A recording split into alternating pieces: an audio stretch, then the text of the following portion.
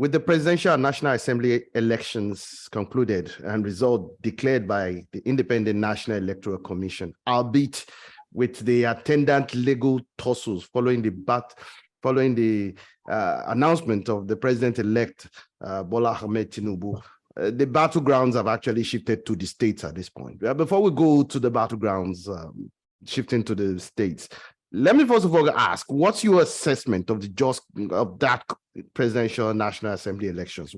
What was your assessment, sir? Thank you. My assessment is not different from what most people have said. In other words, which is that the election is flawed. But you see, my take here is that there is no election in Nigeria that has ever been held at any point in time that has ever been perfect, that has not had one flaw or the other, rigging, gerrymandering, and all sorts of, disenfranchisement of different kinds at various points. Historically, we have had, people gone to court too. After elections, some had raised. So it's not the first time that elections is being flawed, not even in Nigeria alone. Please go ahead, Doctor. Okay, not even in Nigeria alone, all over the world. Even today, if you ask Donald Trump, he will still tell you that the election in America was flawed and his mandate was stolen. That's true. Despite, everything. So, I'm not saying that the election is flawless. I agree that it has all its flaws. Okay, but again, if you look at, you don't throw, play into the hands of those who do not want us to move on. Okay, you see, we don't throw the bathwater away with the baby. All right, we cannot have another annulment of, a repeat of June 12th because we have flaws here and there. Yes, people go into election with the purpose of winning. All right, everybody participate in a game with the hope that I am going to win. But if it comes, in a manner, the flaws are always there. And whether we like it or not, elections are mostly rigged in areas where the people are, the people, of a particular party are in the majority.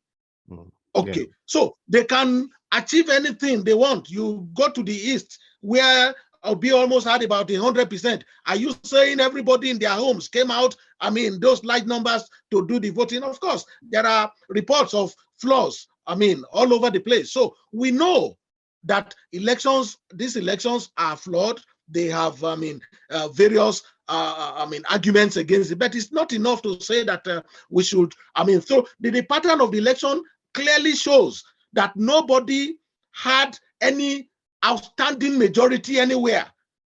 You understand? Like somebody said, it is not like what it used to be, a straight fight between two giants, that we have a 4-horse race here, where people used all kinds of alignments and all kinds of narratives to pitch here and there.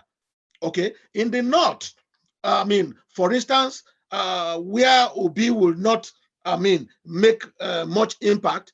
I have reports from even, close relatives that in all churches where they go there, all the pastors come in to mount the pulpit, not to preach anymore, but it is to campaign that, okay, you all have to be obedient. Okay, so, when I heard of, there's an analysis that was credited to General Babangida. I don't know whether it was actually from him or not, but if whoever it is that had that analysis is a summation of the reality of what happened in that election. All right, said that the failure of Obi, for instance, that is a failure of religious, dominance in elections in Nigeria. That that has failed, and that the failure of Atiku You understand? It's also another checkmate for tribal or sectional, politics in Nigeria. And that the success of Asiwaju is the success of people who chose Nigeria.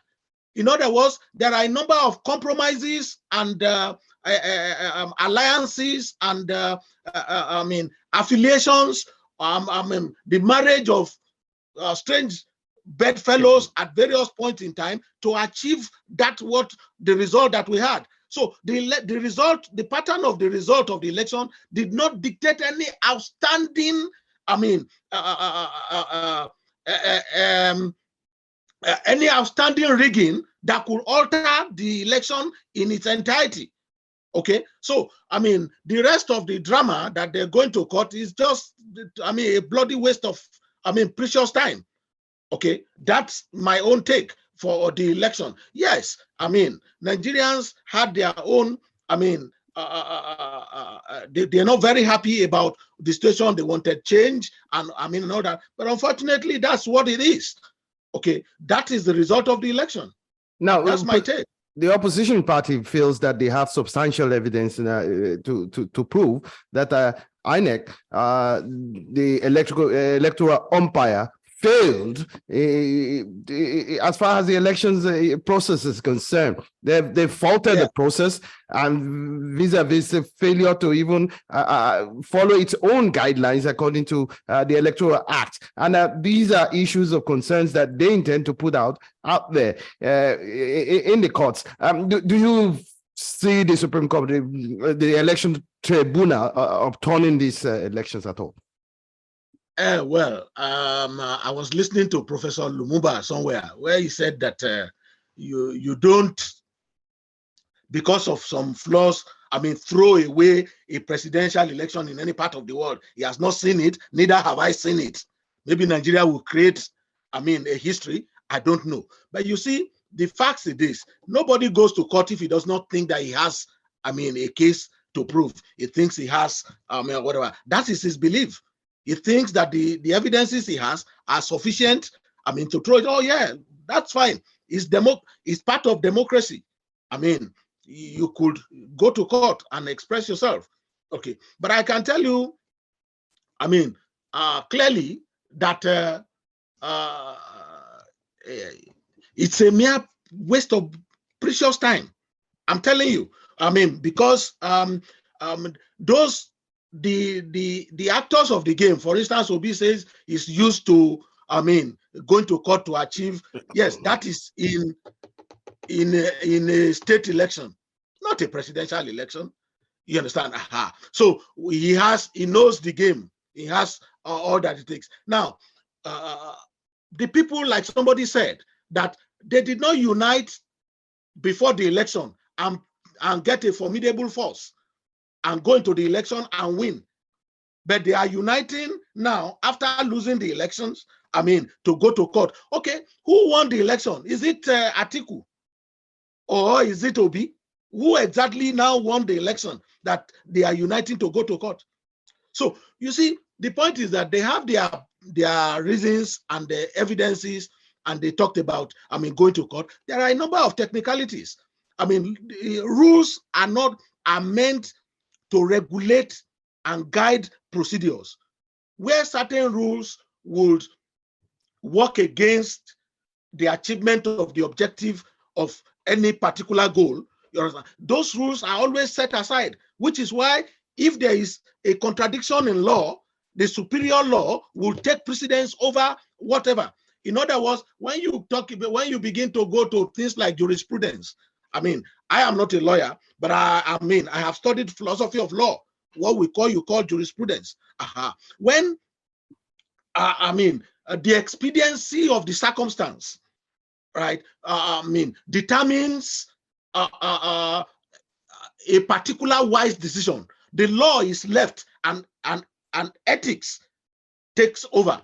So the rational thing to do, the most reasonable thing to do, not to plunge the country into unnecessary, war and bloodshed, and is to allow this to go. And I mean, let us begin to strategize for the next situation. You see, so I don't see anything coming out of court. All right, sir. I don't see anything. On March 18th, 2023, Nigerians will once again go to the polls to elect governors in 28 states and state lawmakers as well in 993 state constituency seats. These are high-stakes elections, and INEC questions are being raised as to the trustworthiness and how, the ability of INEC to actually resolve the shortcomings that was observed during the February 25 presidential and National Assembly elections. And the fact is that from what we've heard from analysts is that the Electoral Commissions, how it manages this process at this time will have grave implications. Let me ask Dr. Oguntuwase, do you feel that INEC will conduct the governorship elections in a free and fair and will have resolved its failures as far as the presidential elections is concerned? Well, I guess because of the whole noise over a failure of INEC and whatever, and of course, I mean, every venture is a learning curve. So, I mean, INEC would have learned his lessons. Where it has not done well, they would have known how to tidy up, and I mean, would also prepare to, I mean, make sure that certain loopholes are blocked. And I mean, well, I think they may outrightly do better than, I mean, they did in the presidential election. Of course, the stakes are not as high as it was. It looks like it was just the only presidential election that was going to hold in Nigeria when you, I mean, see the way Nigerians were going all about it. You understand? But I'm telling you, it's going to be a different ball game. The pattern of voting is going to be completely different from what we saw in the presidential elections. How do you mean? So, could you expatiate further on that, Doctor? The pattern of voting. Yes. What do you envisage? What I mean is that the factors that determined the voting of the elections, I mean, in the presidential elections, some of those factors will not come to play right now. I'll give you an example. You understand? A Yoruba Lagosian can decide that we want to vote for Peter Obi. You understand? No. I mean, in Lagos for X, Y, and Z reasons. But a Yoruba Lagosian will not vote for a Chinedu or a Chidi. You understand? I mean, in a Lagos state election, I don't see that happening. You understand? Because it goes fundamental. It goes more to the origin of, I mean, the being of the people.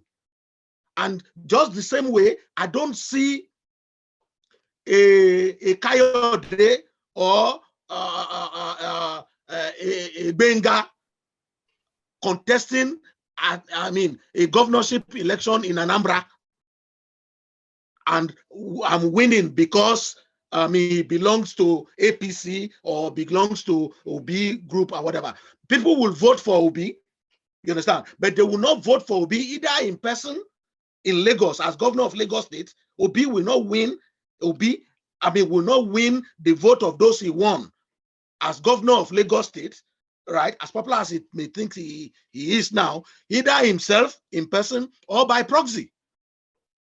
I don't see, some of those narratives will change. Now, like I said, Doctor, sorry to cut you short. There are rising concerns with the divisive campaign rhetorics that have actually shaped the campaign in some states. Most importantly, Lagos, for example. Social media is awash with hate speech and attacks against ethnic groups in the build-up to this election. And we've had cases or reports of ethnic bigotry against certain tribes, even within Lagos. The questions are actually being raised as to how this these fault lines will affect these elections? Let's take Lagos State, for example. What's your take on that, sir? Papa, you see, I will reveal something to you on this question that you just asked me. It's very cogent. One of my mentors, call him a veteran professor of political philosophy, who has a DSc from St. Petersburg. They call him a emeritus professor. His name is Professor E.K. Oguntuwase from the University of Lagos. Around towards the end of January, he sent me a video. He did not add any comment. He left me to make up my mind. The video started making trend in a few, around now. The video was from a group of Igbo people that identified themselves as Igbo Area TV. Igbo Area TV. The color was pure green. The campaign in that video was by, an Igbo man, who the campaign was, a campaign to promote Igbo hegemony in Lagos. It was, a mischievously packaged video, with the narrative breeding hate, provocative, full of animosity that undermines the peaceful coexistence that had existed between the Igbos and, the Yorubas in Lagos over the years. The author of that video is not a Yoruba man. It's not a Lagosian. Okay, he says it is Igbo Area TV. I am sure a number of people must have heard and come across that video. Now, when, the guy ended up by saying Lagos has been, ruled by foreigners over time, and that the next governor of Lagos should come from Anambra or Enugu. And when Lagosians hear that Lagosians are not saying they want, Oyekon's children or, this thing to go and become governor in Anambra, or are you not looking, are you not creating trouble? Are you not digging? There were instances people have made, people have made allusions to where Jakande gave vast land to Igbo settlers in Lagos without charging them a dime, and told them to stay there and do their trades and everything. Now, is that the kind of place where people preach this kind of hate? So it was not, it did not originate from Lagosians. Okay, these are things that Lagosians, the people who won Obi's election, are not just, Igbos. The Yorubas in Lagos voted, for that. But the Yorubas in Lagos, if they hear that, okay, this is what, Igbos are boasting and preaching, whatever, they won't do it. Nobody is willing, because it goes to the very basis of the fundamentals of the people.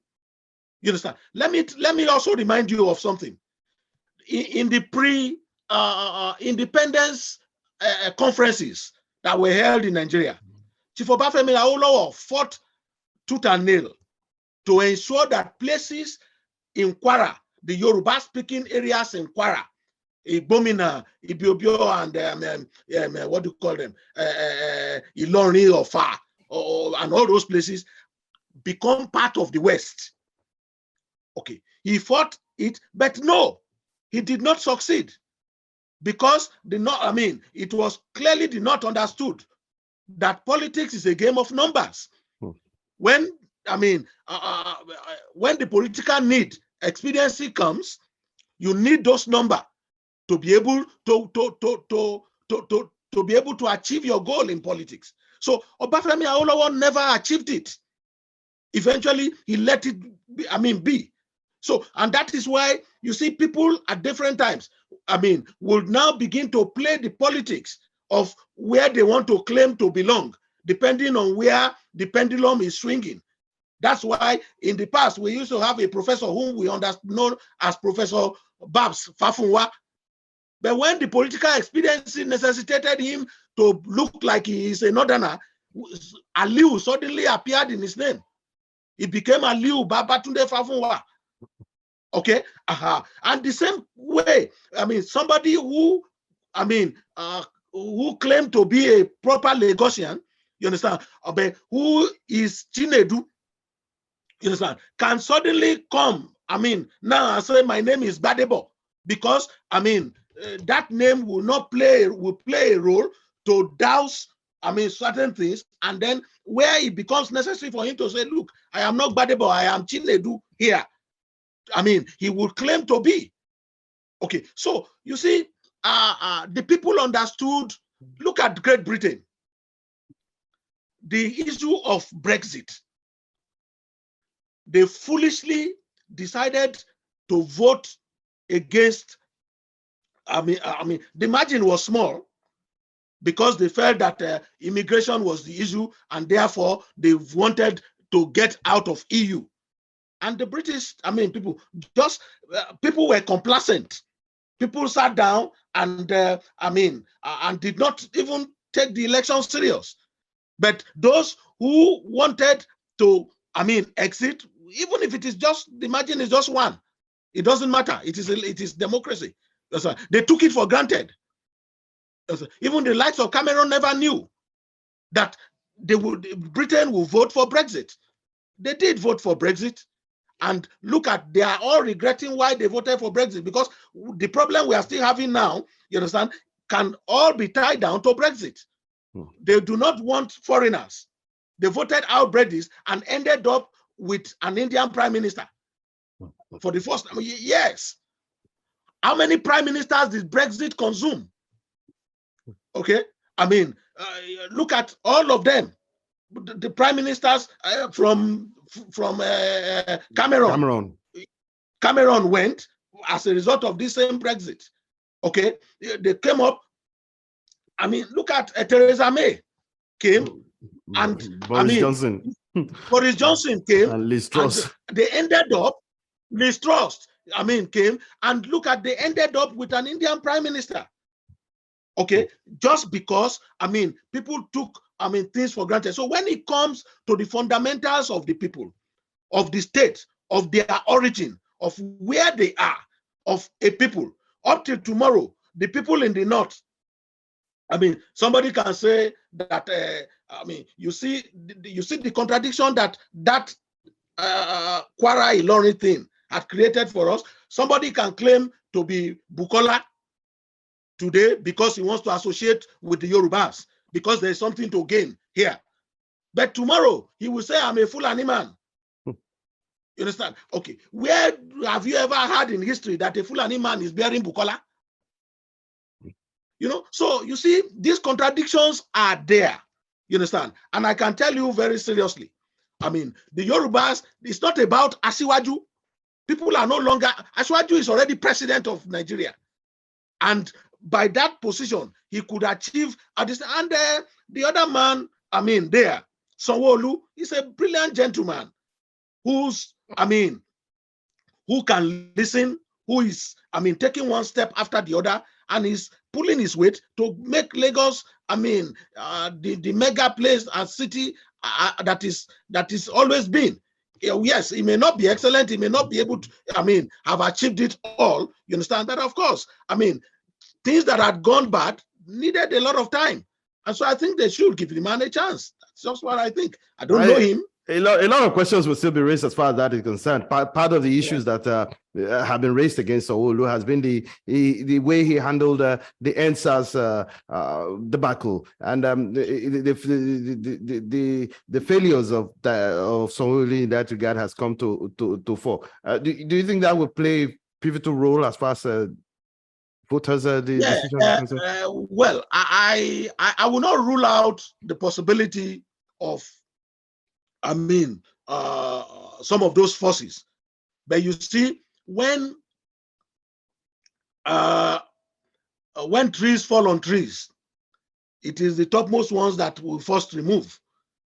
In other words, when we are confronted with issues of contradictions, of conflicts, we will look at, the best decision to take in the circumstance.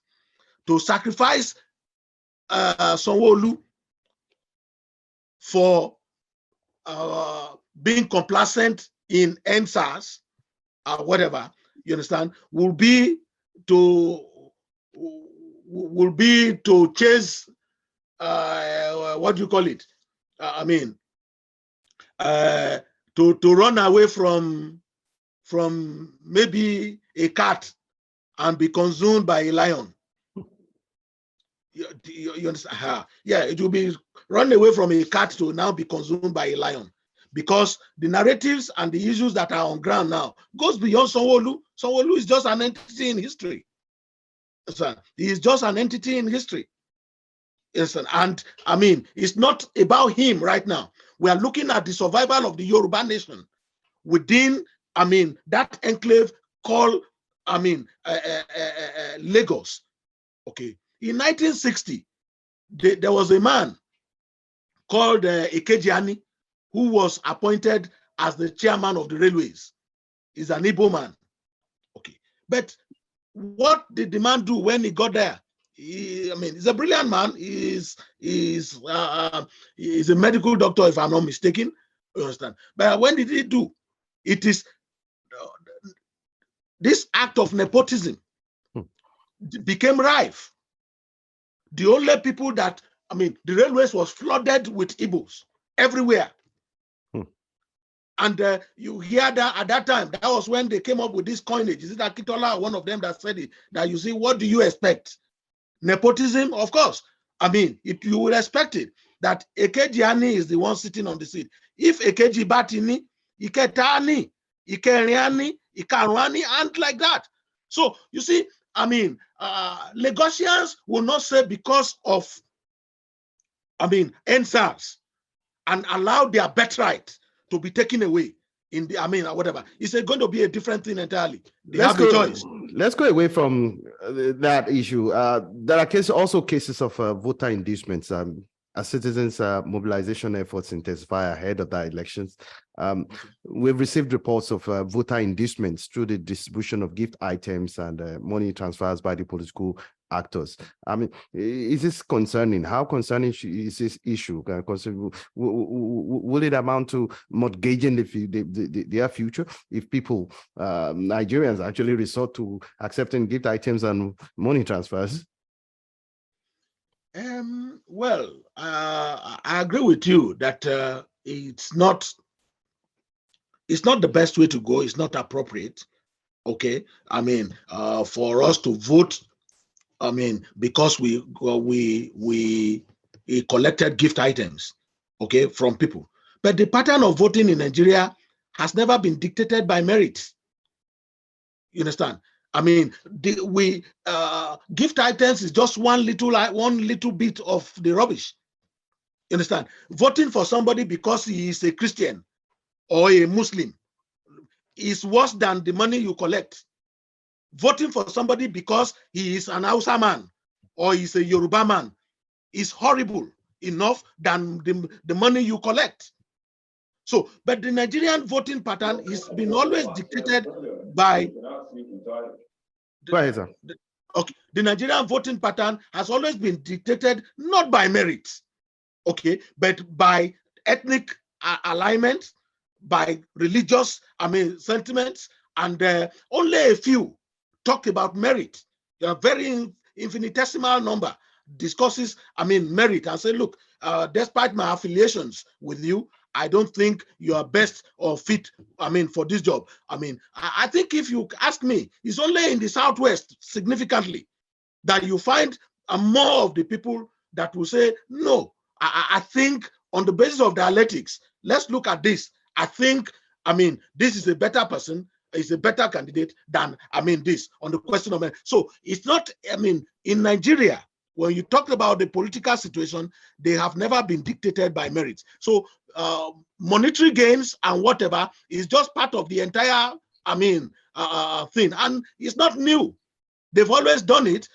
Even if they are not publicly doing it or whatever, people still, even the political leaders, before people get alliances and sign accords and affiliations. Of course, money, we know, money change hands. Okay, people are promised appointments and all that before they deliver one thing or the other. It doesn't matter whether they don't come to the street to give the poor man, the poor man on the street bread and 1,000 naira or whatever. You understand? What they give, even at the level of political leaders and men of, opinion leaders and whatever, is higher than all these they are talking about. People are not voting because, we know those alliances that got them the election, got them even the tickets in the first place, were all because money was exchanged. Are you not aware of how, they all secured, their individual tickets? We know the delegates all got the money. We know it.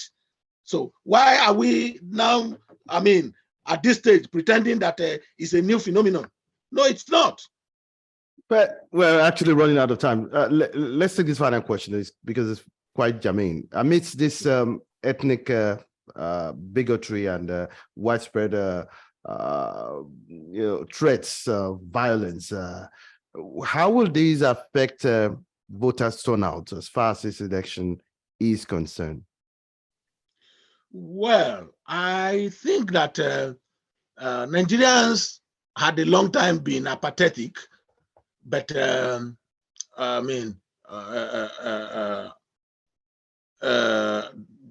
but it looks like there is a consciousnness that has awakened, the Nigerians to, troop out. Of course, I understand that the likes of Sanwo-Olu and others are doing more, going from street to street. In the UK, people campaign door to door.